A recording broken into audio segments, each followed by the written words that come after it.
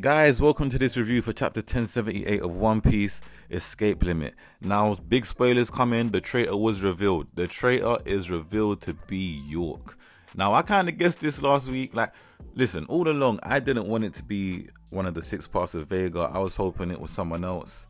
I was thinking it was either going to be a new character we weren't introduced to yet, or I said York because nobody thought Shaka. Then people started to think Shaka. Shaka got shot/killed last week, so there weren't too many parts of Vega left. Obviously, Lilith got turned to stone. What's his name? Pythagoras was getting beat up and shit. So the only one left was York, really, and there wasn't really too much on her. She was only kind of spoke about very briefly. Just seemed to be eating food, or sorry, other people was eating food, and the food would like go to her body or some shit. So yeah, it was kind of obvious if it wasn't her, it was going to be like a totally new character. So yeah, I feel like most of us was able to work it out a week prior to the reveal. Anyways, yeah, York wants to be a celestial dragon, and old boy Vega's like, bruh, he's like, ain't you seen the Tenryubito? Like, these motherfuckers is evil, they're wicked people, like, we seen them before, but she don't really care about that still. So very interesting that's what's going on. And what's even more interesting, we got like the narrator box in this chapter. We got a lot of narrator boxes this chapter. So basically saying how the whole thing, what's happening in Egghead, is going to become the infamous Egghead incident, and only one day remains before the infamous Egghead incident happens. So they're comparing it to Ohara in this chapter, the Busticle. However, the hyping is to be even worse. Sentomaru's like, yo, Vegapunk's been carrying on the research that Ohara was doing and actually doing shit with it. These motherfuckers was just researching. This nigga's researching, implementing, creating. You know what I'm saying? So like, it's even more reason for a Busticle on this island rather than a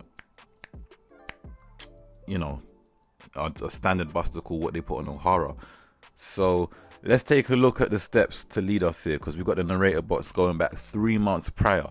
So basically, Mary Joa, the Gorosei get a call from who we now know to be York. York's like, yo, Vegapunk's out here researching the Void Century. She's a fucking rat, bro. How's she snitching like this? But anyways, boom. So as we know, they sent CP5 agents and CP8 agents to confirm this. What doesn't make too much sense, though, I mean, we're going to find out. Vegapunk and the other parts of Vega, other than York, were under the impression that the agents came to the island and left. But as we know, that they've all kind of been locked up downstairs in this little cell a bit. So is it part of York's plan to make things go this far and then have this whole thing happen on Egghead so she can kind of be like, look, I have no idea. So anyways, because they heard nothing back from CP5, 7, 8, all these lower CP agents, the Gorosei decided to send in CP0 to assassinate Vegapunk, and then boom, Bob's your uncle, it's all done.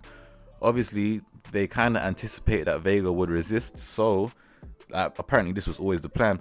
They was going to send one of their own, Saturn, with Kizaru, and also deploy backup naval ships and branches, probably from the, was it G7 summit that's near.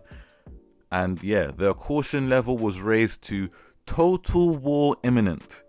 Total war imminent. Guys. Is this the final war? Is this the final war arc starting off now? I don't know. It might be. Obviously, all these plans was without the Straw Hat showing up, and obviously that even more shook of the Straw Hats now because Luffy has a Nika fruit, yada yada yada. And the text boxes kind of end with these words: this chain of events is going to culminate tomorrow, and the outcome will shock the world. Now, like low-key, I'm hoping Luffy wipes everyone. And that's the shock. Like, no one can handle the Nika fruit. Like, no one, But I mean, it's either going to be something like that, which I kind of doubt, but it would be sick. So if it's not that, then something crazy is going to happen. Like a crazy beef's going to start, or perhaps the Straw Hat Grand Fleet will finally show up, perhaps. and then a real war's gonna start. And of course, we need to get to Elbath. The Straw Hats have to go Elbath in this story. I'm not gonna accept just Kid being there. Yeah, no. Like, maybe they won't explore the island and all that shit, because again, I feel like the whole race to Raftel is actually gonna be a race. Like, it's gonna be a need to get there ASAP. It's like, yo, if we don't get there now, Blackbeard's gonna get there first, or something along those lines, right? But don't forget, the 3 islands that they left to from Wano, yeah, they're all very close to Wano and very close to each other. So Law and Blackbeard are doing their thing very close. Kid and Killer and the rest of his crew are in Elbath with Shanks and the Giants and, you know, red hair pirates, all very close. And of course, Luffy is on Egghead with Marines coming and all. There's a lot of strong ass pirates very fucking close to Egghead right now, is the point I'm trying to make. So, yeah, something gonna happen. Something crazy gonna happen. Does Luffy have a Vivier card, or one of the Straw Hats might? I don't think they do. But my point is, look, yeah, of course, I'm bugging. Yeah, of course Luffy has one, and the Straw Hat Grand Fleet have that, right? So, yeah, something crazy gonna happen. Oh, this happening, niggas up. Man said the outcome will shock the motherfucking world. So, whoo, that's crazy. I'm really excited to what that's gonna be, and it appears that there's no break next week. I mean, I doubt we're gonna get through an entire day of events in one chapter, so that's to come. But yeah, woo! We all know Oda is hype king, hype god out here, and yeah, he's doing just that. He hyping us the fuck up. Also in this chapter, S Shark banged Sanji in the face.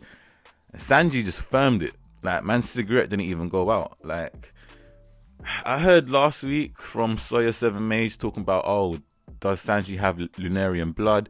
Is he the descendant of a Lunarian, or is his mom Lunarian or something? Because he shows similar traits to Lunarians. This guy is tough as fuck. Like, we saw it in Wano, and again, we're seeing it again now.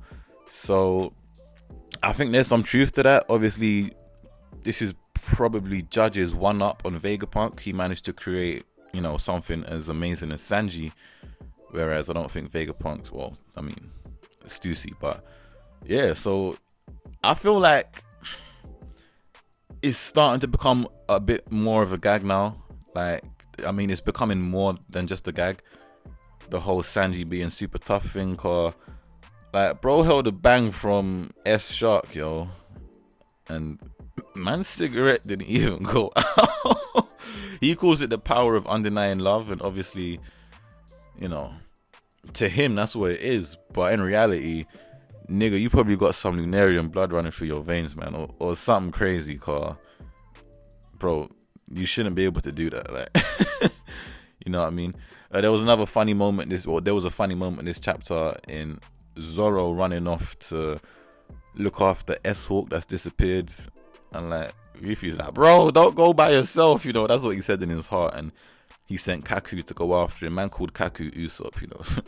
Some things never change, but that shit's still funny as fuck.